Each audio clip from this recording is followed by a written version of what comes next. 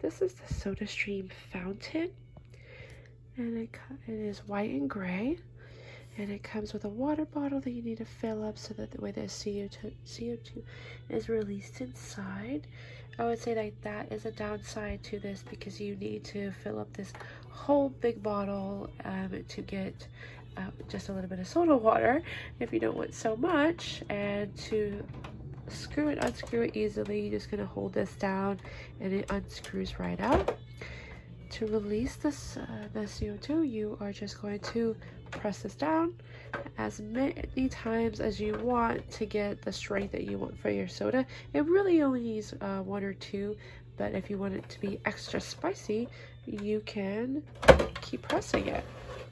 On the back, you're going to press these two together, and that is going to open up where you have your CO2 canisters, and that screws in and out of here, so whenever you need to replace it, pretty easy to replace. The sleek design fits nicely on the counter, which is pretty nice, and I imagine that their other bottles probably attached to here if you needed a smaller size. So just haven't looked into it, but as it comes, I do recommend the SodaStream fountain.